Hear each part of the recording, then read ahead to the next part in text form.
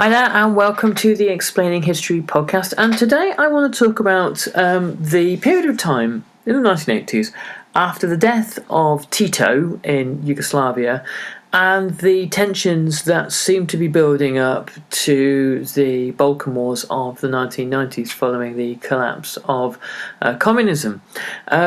There's a really interesting little moment in Hobsbawm's The Age of Extremes, when he talks about, it's right at the very beginning, perhaps even on the front page.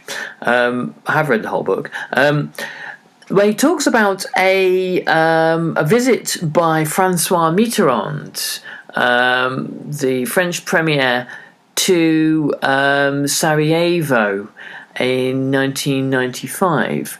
And it was he picked the date of the assassination of the Archduke Franz Ferdinand and his wife, and was making an obvious point about the risks of the Balkan Wars, that it might draw in NATO and Russia, and it might create the conditions for a new world war.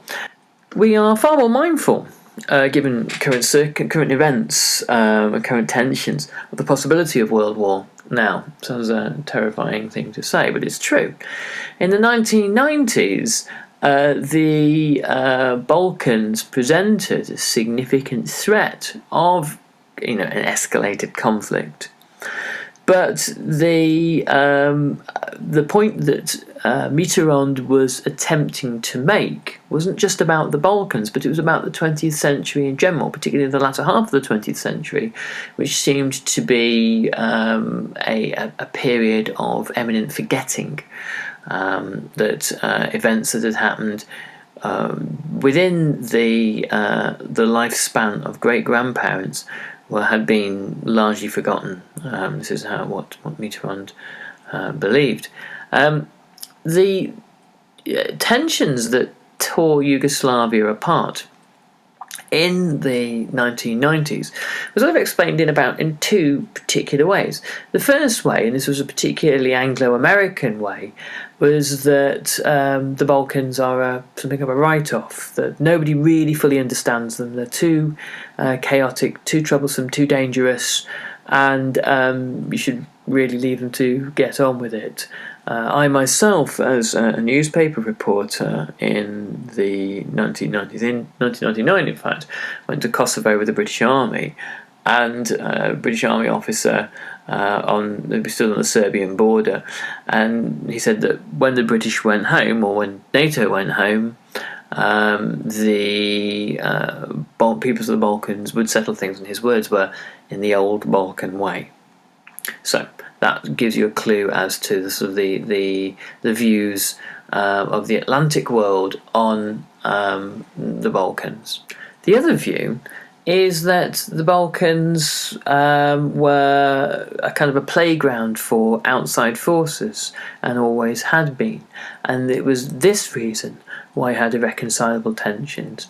Not only did the Balkans have a past of colonization by the Ottoman Empire, but also by intervention from Russia and then the Soviet Union, from the Austro-Hungarian Empire, the economic penetration of Yugoslavia by West Germany, and then the United Germany after the end of the Cold War, was extensive.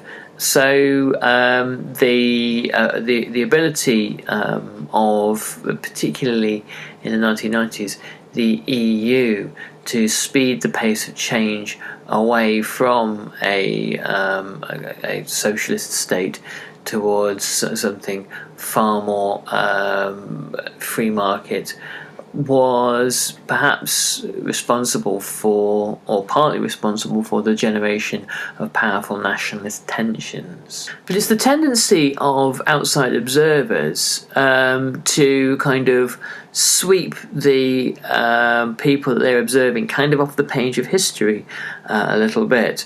You either look on the Serbs, Bosnians, Croats and others as being, almost like kind of troublesome children that can't behave themselves, or they are helpless victims being puppeteered by whichever power is taking an interest in them at that particular point in time.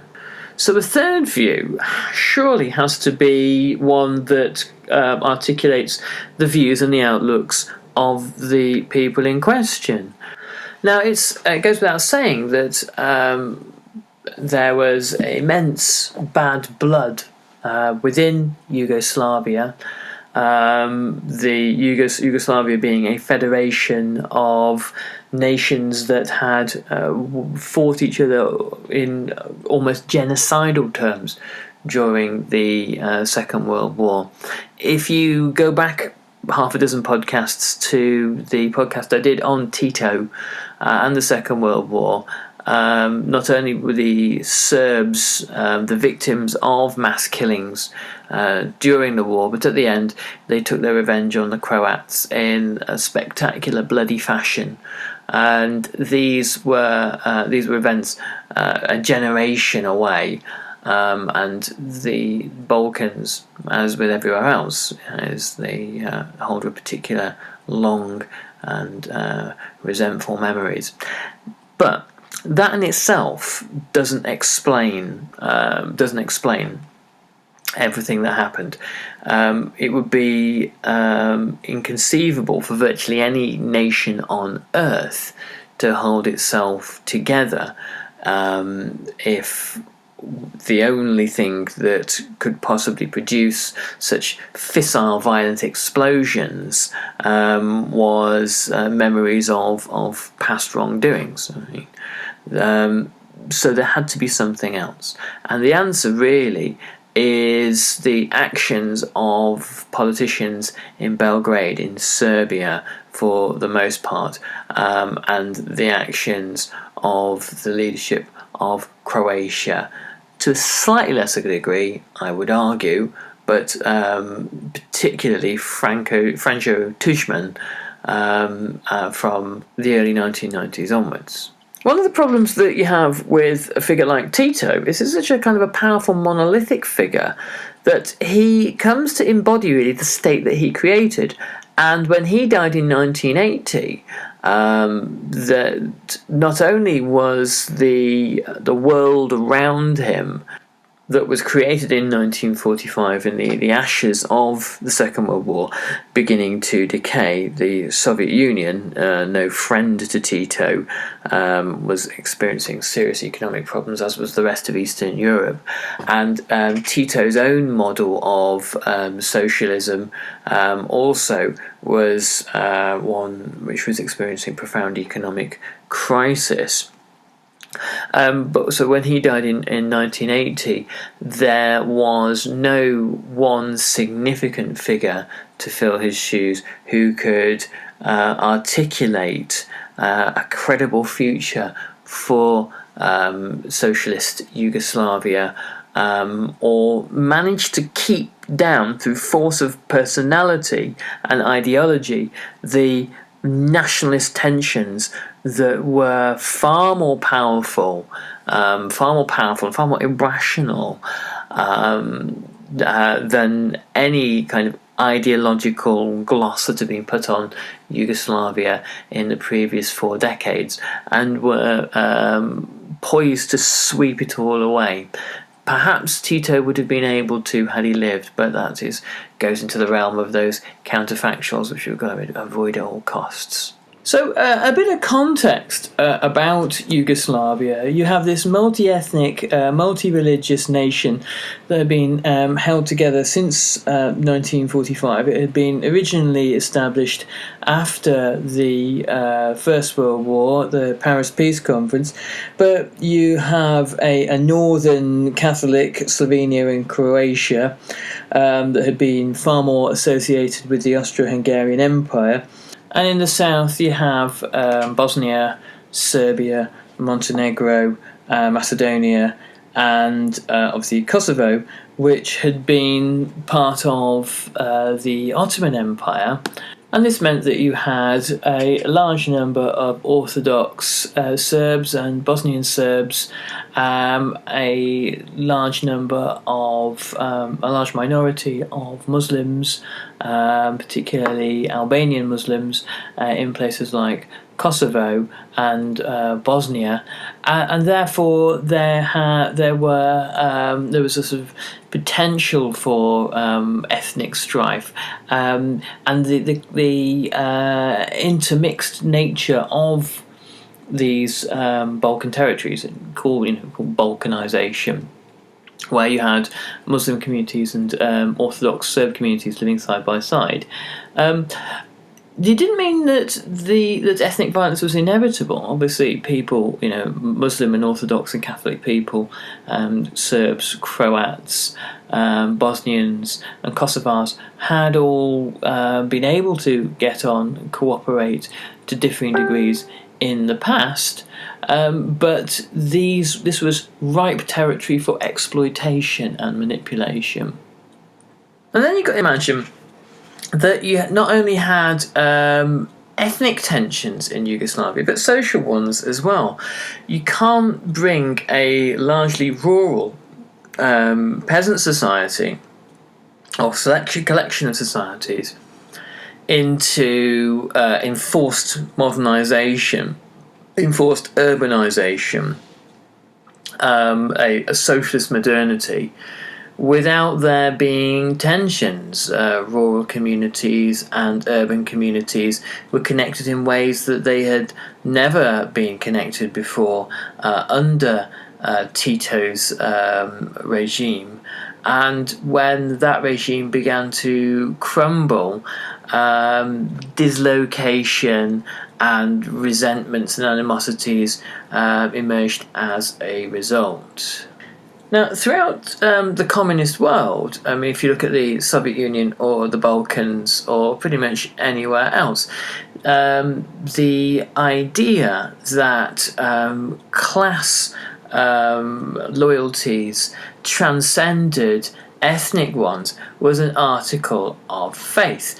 It was believed by the communists, well, perhaps believed less by them towards the end of the 20th century, but they were unable in most countries where communism was the official doctrine.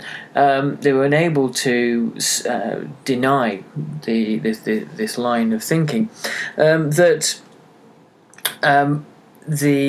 ethnic ties were a kind of a false consciousness, a holdover from a feudal past, and that the bourgeoisie cruelly tricked peasants and proletarians into waging 2 world wars on one another, and ignoring their real real class interests, and embracing one another across national divides. Well, it turns out that people very rarely actually do this. There's evidence after evidence, case study after case study, that national ties and ideas around national identity are just much, much stronger than class affiliations, and particularly in a very short period of time, historically speaking, in Yugoslavia, there was very little chance of a pan Yugoslav class consciousness emerging, where Croat workers and Croat peasants looked with fondness upon Serbian or Bosnian ones, and looked with hostility at the bourgeoisie who had been removed from power. This doesn't really happen. Sure, there are class resentments, that's true. There are very often people toiling in the fields will resent the wealthy and privileged above them, but they'll often have far greater potential animosities to people of other ethnicities. And it was this that the communists tried to brush over and tried to ignore, or tried to pretend wasn't there, that undeniably was.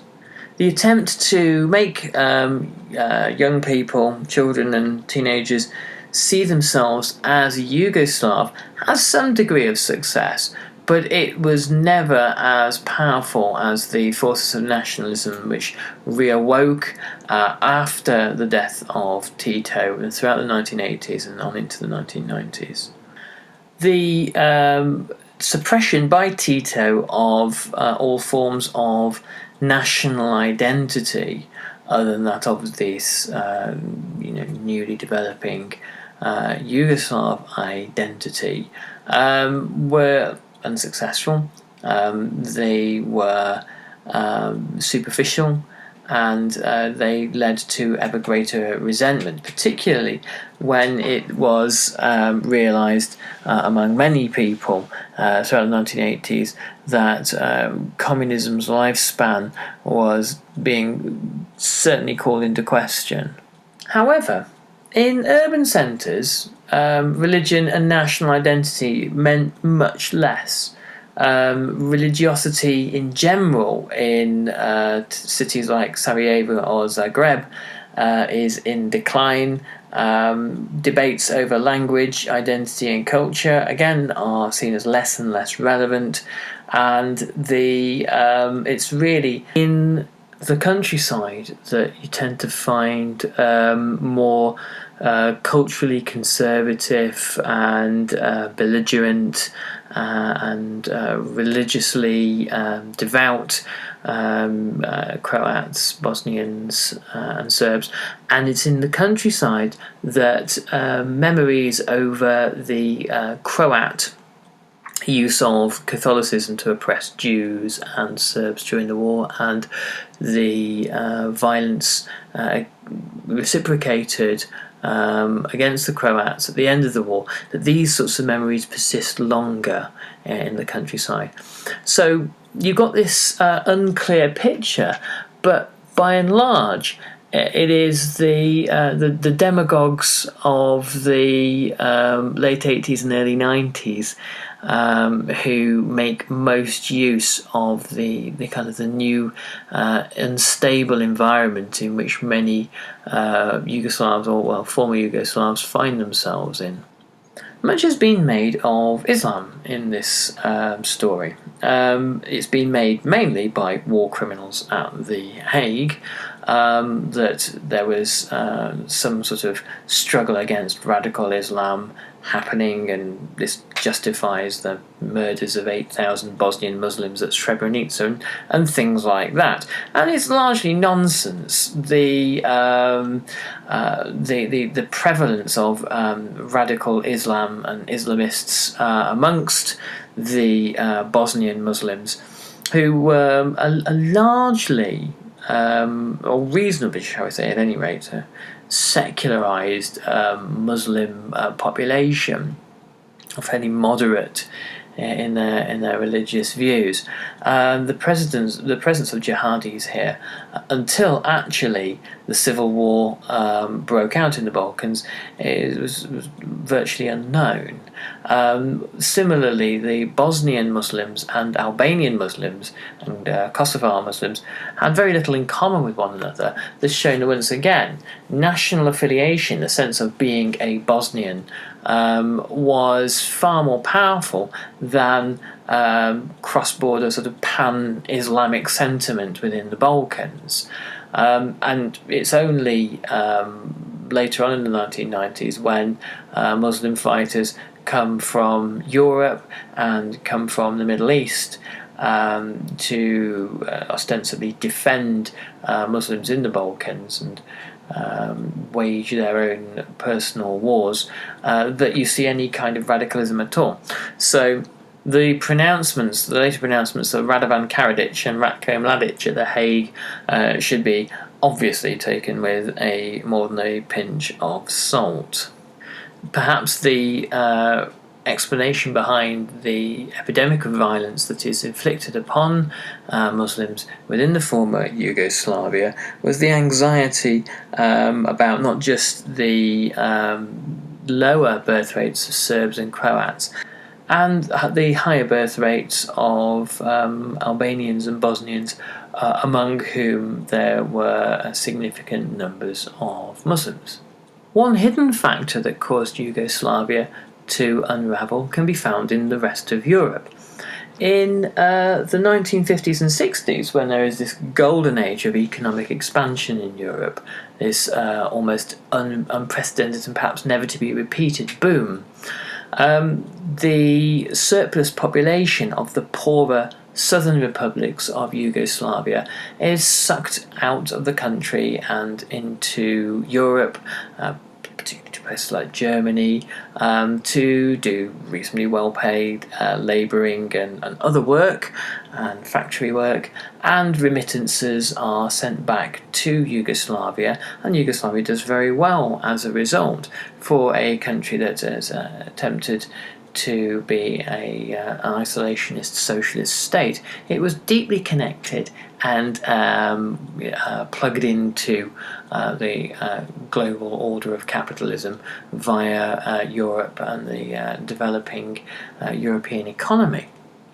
Now, from the 1970s onwards, this all goes into reverse. The oil crisis, the oil shocks, and the long European recession of the 1970s leads a large surplus population in Yugoslavia that has high levels of unemployment, and the deadliest thing that the Yugoslavs receive from Europe is debt. As with all other, majority of other East European countries, from Poland to Romania, borrowing to shore up the faltering economies that had been struggling throughout the 1970s, and to find some way of adapting to create a socialist-based consumer society. This incurred huge debts, and the hoped-for economic booms that would pay off the debts never materialise, and so larger and larger proportions of GDP are committed to reservicing debt with disastrous consequences. Belgrade began to print its own money, and obviously this results in hyperinflation by the mid-1980s and a rate of 1,240% inflation by 1989. So it's small wonder, as you can see in Great Britain at the moment, with Scottish devolution and the entirely likely possibility of Scottish independence. It's small wonder that you have Croats and Slovenes and Bosnians and Serbs saying that they would be better off making their own economic decisions, particularly as by the end of the 1980s it's entirely clear that the economic orthodoxy that the entire country had been based on had been discredited and gone into terminal decline. So these are just some of the ingredients here, some of the long-term ingredients that lead to this explosion of violence in the early to mid-1990s. In the dying days of communism, as had happened across the rest of Eastern Europe, knowing that it was impossible to convince the various populations of Yugoslavia any longer that communism worked economically, a new kind of communist nationalism had to be attempted, and Milosevic was just the man to have a go at this. He was a fairly obscure and unknown Serbian Communist Party apparatchik, and yet he could see that a power vacuum had existed for the best part of the 1980s, where Tito had once been, and so the vehicle to propel him to the top was the exploitation of national resentments. And this really is the final part of the puzzle. So the likes of Slobodan Milosevic and Franjo Tudjman were both really opportunists who took advantage of the ideal circumstances for resurgent and assertive nationalism. They were at the very least complacent probably more likely directly complicit in unleashing tensions, ethnic tensions in the Balkans, which led ultimately to a war that lasted throughout the best part of the 1990s and killed an estimated 140,000 people. I hope you find this useful and interesting, and I'll be back next week with one of the final podcasts of the year. We'll do a bit of a roundup of some of the great reads of 2016, and here's hoping you guys, if we don't catch you in the meantime, have a great Christmas. I'll speak to you soon. Bye-bye.